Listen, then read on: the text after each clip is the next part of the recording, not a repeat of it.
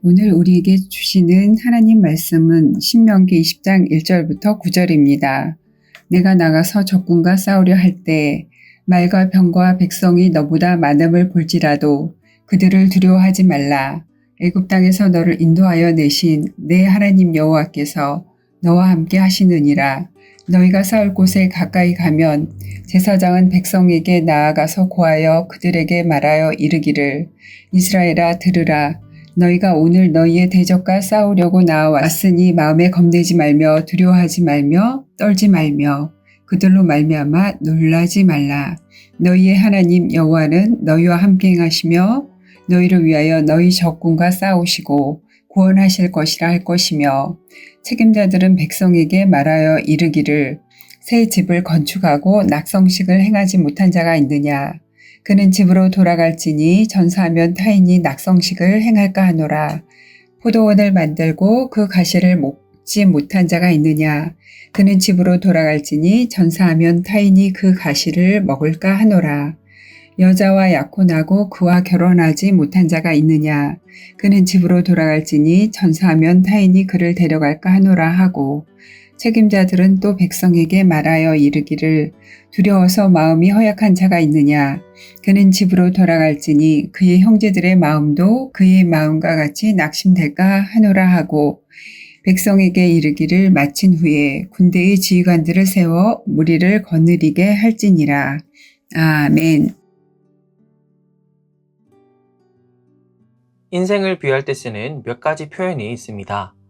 끝까지 인내하고 묵묵히 살아가야 하기에 인생을 마라톤으로 비유하기도 하고 힘들 때가 있는가 하면 즐겁고 행복한 일도 있기에 굴곡진 삶을 말하며 인생을 파도 타기로 비유하기도 합니다. 혹시 이런 표현도 들어본 적 있으신가요? 전쟁과 같은 삶이다. 치열하게 경쟁하며 내 힘으로 감당하기 어려운 일들을 마주하면서 우리는 마치 전쟁과도 같은 삶을 살아갑니다. 총칼을 들지는 않지만 전쟁과도 같은 삶을 살아가는 게 인생의 한 모습인데요. 특별히 성도의 삶은 더 그러합니다. 우리는 이 세상에서 구별된 하나님 나라 백성으로 살아가기 위해 영적 전쟁을 치르며 살아가죠. 인생에 마주한 많은 문제들 앞에서 성도인 우리는 이 전쟁과도 같은 삶을 어떻게 살아가야 할까요? 우리는 두려워하지 말아야 합니다. 본문 1절 말씀에는 이스라엘 백성이 적군과 싸우려 할 때에 말과 병거와 백성이 너보다 많음을 볼지라도 그들을 두려워하지 말라고 말씀합니다. 두려워하지 말라는 말씀은 성경에서 자주 언급되는 표현이죠. 그만큼 두려워하지 않는 것은 성도에게 있어 중요한 일이며 반대로 중요하면서도 두려워하지 않는 일이 얼마나 어려운지를 보여주는 것이기도 합니다. 큰 일을 앞두고 두려운 마음이 드는 것은 사람으로서 너무 당연한 일입니다. 그렇다면 우리는 어떻게 이 두려움을 이겨낼 수 있을까요? 믿음으로 두려움을 이겨내야 합니다. 막연하게 괜찮을 거야. 난 두렵지 않아. 이런 자기 생각만으로는 두려움을 온전히 이겨낼 수 없습니다. 오늘 1절 하반절에는 하나님께서 이스라엘 백성에게 두려워하지 말 것을 말씀하시면서 다음과 같은 말씀을 덧붙이십니다. 두려워하지 말라. 애굽 땅에서 너를 인도하여 내신 내 하나님 여호와께서 너와 함께 하시느니라. 아멘. 우리는 우리를 구원하신 하나님께서 우리와 함께 하신다는 사실을 믿을 때 두려움에서 이겨낼 수 있습니다. 하나님이 어떤 분이신가요? 애굽 땅에서 이스라엘을 인도하여 내신 하나님이십니다. 하나님께서는 열 재앙과 홍해의 기적을 통하여 이스라엘을 애굽에서 인도하여 내셨습니다. 열 재앙과 홍해의 기적은 애굽의 모든 신과 세상의 자연 법칙보다 하나님께서 더 크고 위대한 분이심을 분명히 보여줍니다. 이스라엘이 앞으로 어떤 적군과 마주하든지 더 많은 말과 병거와 병사를 볼지라도 그들이 두려워하지 않을 수 있는 이유가 여기 있습니다. 아무리 크고 강한 적을 마주한다 하더라도 하나님이 더 크고 위대한 하나님이시기에 하나님이 함께하는 이스라엘은 두려워할 필요가 없는 것입니다. 우리도 마찬가지입니다. 하나님께서 우리와 함께 하고 계십니다. 우리와 함께 하고 계신 하나님은 만왕의 왕이십니다. 만주의 주이십니다. 만군의 여호와 하나님이십니다.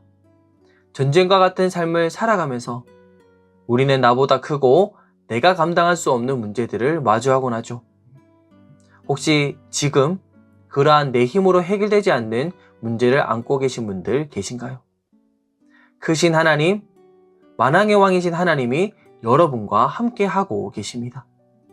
하나님이 우리와 함께 하시고 하나님이 우리를 위하여 싸우실 때 우리는 그 문제들을 능히 이겨낼 수 있습니다.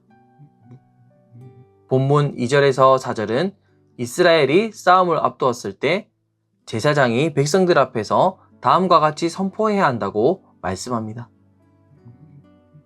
너희가 싸울 곳에 가까이 가면 제사장은 백성에게 나아가서 고하여 그들에게 말하여 이르기를 이스라엘아 들으라 너희가 오늘 너희의 대적과 싸우려고 나아왔으니 마음에 겁내지 말며 두려워하지 말며 떨지 말며 그들로 말미암아 놀라지 말라. 너희 하나님 여호와는 너희와 함께 행하시며 너희를 위하여 너희 적군과 싸우시고 구원하실 것이라 할 것이며. 아멘. 전쟁과도 같은 삶 속에서 혹시 지금 큰 문제를 마주하여 힘겨워하고 계신 분들 계시다면 두려워하지 마시기 바랍니다. 4절 말씀처럼 우리 하나님 여호와께서는 우리와 함께 행하시며 우리를 위하여 적군과 싸우시고 우리를 구원하실 것입니다. 하나님께서는 처음 모세를 이어 이스라엘의 지도자가 된 여호수아에게 다음과 같이 말씀하셨습니다. 여호수아 1장 9절 말씀입니다. 내가 내게 명령한 것이 아니냐 강하고 담대하라 두려워하지 말며 놀라지 말라 내가 어디로 가든지 내 하나님 여호와가 너와 함께 하느니라 하시니라. 아멘. 하나님께서는 약속대로 여호수아와 함께 하여 주셨습니다. 이스라엘이 약속의 땅 가나안으로 가면서 처음 대적하게 된 성은 여리고였습니다. 여리고성은 크고 강한 성이었지만 여호수아가 아니라 하나님께서 여리고성을 무너뜨리셨습니다. 전쟁은 여호수아와 이스라엘의 손에 달려있지 않았습니다. 이스라엘이 두려워하지 않고 하나님께 순종했을 때 하나님께서는 여리고성과 모든 가나안과의 전쟁에서 승리하게 하셨습니다. 가나안 정복 전쟁의 마지막 즈음 다음과 같은 말씀이 기록되어 있습니다. 여호수아 10장 42절, 43절 말씀입니다. 이스라엘의 하나님 여호와께서 이스라엘을 위하여 싸우셨으므로 여호수아가 이 모든 왕들과 그들의 땅을 단번에 빼앗으니라. 여호수아가 온 이스라엘과 더불어 길갈 진영으로 돌아왔더라. 우리도 이스라엘처럼 약속의 땅을 향해 진군하고 있습니다. 전쟁과도 같은 삶이지만 우리는 두려워할 필요가 없습니다. 우리의 전쟁도 하나님의 손에 달려있기 때문입니다. 이스라엘의 하나님 여호와께서 이스라엘을 위하여 싸우셨던 것처럼 우리도 두려워하지 않고 하나님을 믿음으로 순종하며 진군할 때에 하나님께서 우리보다 먼저 앞서 진군하시고 승리의 날까지 우리와 함께하여 주실 것입니다. 두려워하지 말고 하나님을 믿음으로 영적 전쟁에 임하는 저와 여러분 되시길 바랍니다.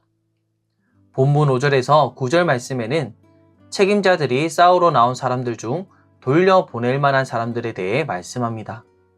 특별히 5절에서 7절 말씀을 통하여 하나님께서는 가정을 지키는 일에도 깊은 관심을 가지고 계심을 볼 수 있습니다. 새 집을 건축하고 이 집을 하나님께 올려드리는 낙성식을 행하지 못한 사람은 전쟁에 나서지 말고 가정에 돌아가야 했습니다.